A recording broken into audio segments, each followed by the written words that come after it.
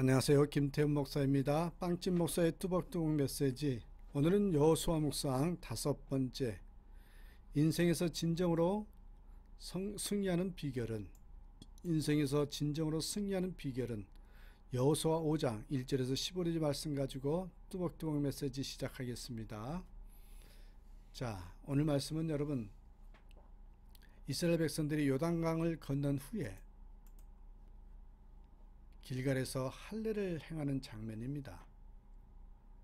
여러분, 이제 전쟁을 앞두고 할례를 행하는 거 어떻게 생각하십니까? 참으로 무모한 행동이 아닐 수가 없잖아요. 그러면 여기서 우리에게 가르쳐주는 가장 중요한 메시지가 뭘까요? 그것은 다른 것이 아닙니다. 전쟁의 승리는 군사력에 있는 것이 아니라 하나님께 대한 순종에 있다. 이걸 말씀해 주고 있습니다. 다시 말해서 하나님과의 관계 회복이 가장 우선이 됨을 가르쳐주고 있는 내용입니다. 지금 요단강을 건너온 이스라엘 백성들은 목적지인 가나안 땅을 충분히 점령하고도 남을 만큼 사기가 충전해 있습니다. 사기 충천하죠. 그런데 갑자기 생각지도 않는 하나님의 말씀이 그들에게 주어졌습니다. 뭐예요? 할례를 행하라는 것입니다. 지금 그들의 눈앞에는 꿈에 그리던 약속의 땅, 젖과 꿀이 흐르는 가나안 땅이 보이고 이제는 그 땅을 막 손에 넣으려고 하는 순간이었습니다. 이런 중요한 순간에 할례를 행하라는 것입니다. 아마 이스라엘 백성들의 마음속에 그럴 시간이 어디 있느냐는 그런 생각이 들었을지도 모릅니다. 아니, 이 시기에 그러시게 시간이 어디 있냐고, 생뚱맞게 할례를 받으라고 하신다고, 그런 생각이 들었을 겁니다. 원래 이스라엘 백성들은 애굽에서 나오기 전까지는 할례를 행했던 사람들입니다. 하지만 광야 40년 동안에 그들은 할례를 행할 시간이 없었습니다. 이제 할례를 받을 사람들은 거의 다 죽고 할례 받지 못한 사람들이 가나안 땅에 들어가게 되었다는 것입니다. 바로 이때 하나님께서는 여호수아에게 2절 보셔요. 너는 부싯돌로 칼을 만들어 이스라엘 자손들에게 다시 할례를 행하라. 할례를 받고 나서 가나안 땅으로 들어가라, 이 말입니다. 이러한 상황에서 하나님께서 할례를 명하신 데는 충분한 이유가 있습니다. 그 이유가 뭘까요? 여러분, 이 이유 속에 우리 인생에서 진정으로 승리하는 비결이 담겨져 있습니다. 그 이유를 파악하면서 인생의 승리 비결, 그것을 한번 알아보도록 하겠습니다. 자, 첫 번째입니다. 할례는 이런 의미가 있는데, 이렇게 살면 승리한다라고 이야기했는데, 첫째로 할례는 내가 깨끗하게 살겠습니다 하는 구별됨의 표시입니다. 내가 깨끗하게 살겠습니다. 가나안 정복은 어떻게 보면 영적으로 여러분 마귀와 싸우는 전투라고 할 수 있습니다. 그러므로 진정한 전쟁에서의 승리 비결은 바로 우리에게 있는 것이 아니라 하나님께 있기 때문에, 하나님의 소관이기 때문에 내가 누구 편이냐 하는 것입니다. 하나님의 백성으로서 거룩하게 구별되는 것입니다. 그리고 우리가 하나님의 참된 백성이 되려면 가장 먼저 죄를 끊어버려야 합니다. 하나님의 사람들은 무엇보다도 하나님의 사람들로 구별이 되어야 합니다. 나는 하나님의 소속입니다 라고 자신있게 말할 수 있어야 합니다. 우리가 하나님 앞에 잘 구별되어 있으면 하나님께서 모든 식견과 분별력과 재물과 명예까지도 채워주셔요. 그러므로 우리는 먼저 그의 나라와 그의 의를 구해야 합니다. 우리의 소속이 어딘가를 분명히 해야 합니다. 그럴 때 하나님께서 우리를 도와주실 것입니다. 할례는 이처럼 우리가 하나님의 소속입니다 하는 것을 확실하게 밝혀주는 것이고요. 그래서 더 깨끗하고 거룩한 삶을 살아가게 되는 것이죠. 진정으로 인생에서 승리하기를 원하십니까?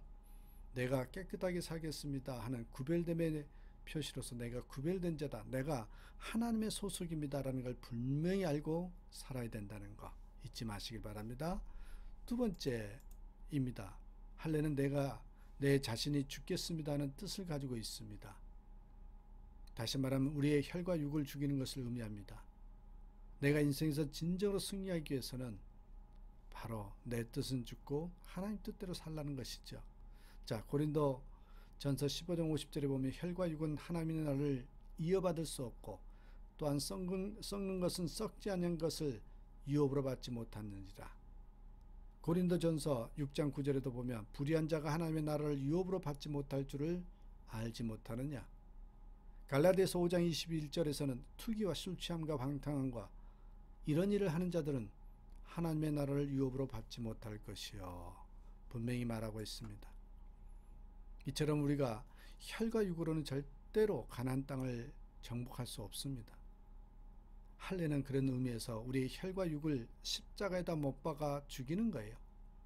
혈과 육이 죽지 않으면 우리의 영이 절대로 살 수 없기 때문에 동생 아벨을 죽인 살인자의 피가 우리 안에 흐르고 있는 이상은 우리의 영이 결코 살 수 없기 때문입니다. 그런데 더 놀라운 것은 내가 십자가에서 죽어버리면 바로 거기에 하나님의 놀라운 역사가 일어난다는 것입니다.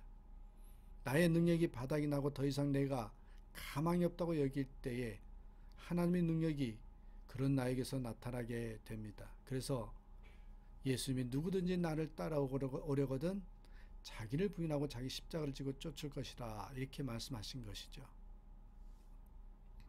어떤 젊은 화가가 자기의 스승도 결점을 찾아낼 수 없을 만큼 완벽한 그림을 그렸습니다.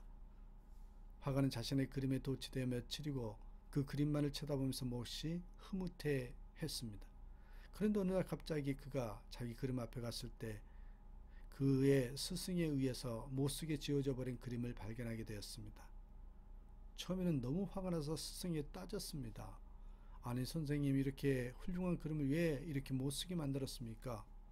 그랬더니 그의 스승이 하는 말이 사랑하는 제자야 자네는 예수를 사랑하지 않고 자네 자신만을 사랑하고 있네. 그 그림이 이론적으로 완벽하지만 예술성이 없어. 그러니 아쉬워하지 말고 다시 그리게나. 이 말을 들은 젊은 화가는 너무 부끄러워서 먹이를 숙이고 다시금 붓을 가지고 더 열심히 그림을 그렸다고 합니다. 우리 주변에도 보면 자기를 사랑하고 자기 완벽주의에 빠져서 살아가는 사람들이 많이 있습니다. 하지만 우리가 그리스도 안에서 참으로 새로운 사람이 되려면 우리는 내 자신에게서 완벽을 찾는 것이 아니라 나는 없어지고 나에게 예수의 형상이 나타나기를 간절히 소망하는 사람으로 살아가게 되는 것입니다. 마지막 세 번째는 여러분 인생에서 승리하는 비결일까요? 이 할례의 의미를 생각하면 됩니다. 할례는 내가 하나님만 의지하겠습니다. 이런 뜻이랍니다. 하나님과 연결된 삶을 살겠다. 이런 뜻이겠죠. 신경이 날카롭게 곤두서 있는 적들 앞에서 할례를 행하는 이런 무모한 행동은 참으로 위험한 일이 아닐 수 없습니다. 인간적으로 생각하면 당연히 그렇죠. 그러므로 적들 앞에서 할례를 행한다는 것은 곧 하나님 말씀에 전적으로 순종하겠다 하는 믿음을 보여주는 것입니다. 믿음이 없으면 절대로 할 수 없는 일입니다. 할례를 받게 되면 제대로 걸을 수도 없고요. 걸을 수 없으면 싸울 수도 없기 때문에 적들이 쳐들어오면 완전히 질 수밖에 없는 것입니다. 하지만 그들은 하나님의 말씀을 믿고 전적으로 순종했습니다. 하나님이 하라고 하셨으니 하면 하나님께서 책임지시겠지. 그런 믿음이 있었던 것이죠. 하나님의 말씀이기 때문에 아무 불평도 없이 그들의 순종했던 것. 여러분 순종은 내가 골라서 하는 것이 아닙니다. 게다가 하나님의 말씀이면 더 순종해야 합니다. 나에게 유익이 없어도 하나님의 말씀이면 순종해야죠. 이것이 바로 그물을 내리라는 주님의 말씀에 순종했던 베드로의 자세였습니다. 지금까지의 승리도 하나님께서 주셨기 때문에 앞으로의 승리도 하나님께서 우리에게 주실 것이라는 믿음이 우리에게 필요합니다. 진실로 하나님은 아파서 걸음을 걷지 못하는 이스라엘 백성들을 공격하지 못하도록 적들을 막아주셨습니다. 승승장구 승리하게 해주셨습니다. 순종하는 이스라엘 백성들이 가는 길은 천하무적이었습니다. 하나님을 의지하고 순종하는 자에게는 바로 이런 복을 주시는 것입니다. 흔히 우리 인생을 피아노의 건반에다가 비유하기도 합니다. 그렇다면 우리 인생의 건반을 누구의 손에 맡겨야 할까요? 하나님의 손에 맡겨드려야 합니다. 이런 멘델스존의 일화가 있습니다. 멘델스존은 어느 성당에서 값비싼 올겐을 샀다는 소문을 듣고 한번 연주해 보고 싶어서 그 성당을 찾아갔습니다. 마침 한 젊은 연주자가 그 올겐을 연주하고 있었습니다. 맨델스존이 연주해 볼 수 없느냐고 부탁했지만 젊은이는 누군지도 모른다는 이유로 2번씩이나 거절했습니다. 다시 한번 연주할 수 없겠냐고 요청하자 젊은이는 화가 나서 성당을 나가버립니다. 그때 맨델스존이 올겐을 조용히 장엄하게 연주하기 시작했고 문을 나서려던 그 젊은이가 황급히 올겐 있는 곳으로 돌아와서 맨델스존을 존경스럽게 우러러보면서 물었습니다. 선생님이 누구신지 말씀해 주십시오. 내 이름은 맨델스존입니다. 선생님 저를 용서해 주십시오. 선생님이 누구신지 몰라 배웠습니다. 감히 제가 선생님께 제자리를 내어드리지 못했습니다. 여러분 혹시 우리 인생의 건반을 무지한 내가 연주하려고 하지는 않았습니까? 하나님께서 우리에게 이렇게 말씀하십니다. 나로 하여금 네 건반을 만지게 해다오. 그러면 내가 너를 아름다운 화음으로 연주해 주겠다. 주님께 맡기면 내 인생을 하나님께서 완벽하게 이루어 가신다는 겁니다. 성도들의 승리는 하나님이 주셔야 합니다. 지금 우리는 마음의 할례를 받아야 할 때입니다. 다시 한번 신앙을 재정비해야 할 때입니다.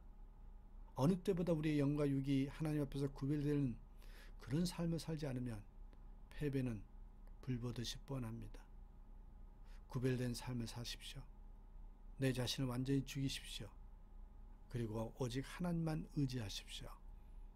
이게 인생을 승리케 하는 비결이라는 거 잊지 마시고 이 믿음 가지고 이 삶으로 살아가는 저와 여러분 되시기를 주님의 이름으로 축복합니다. 감사합니다.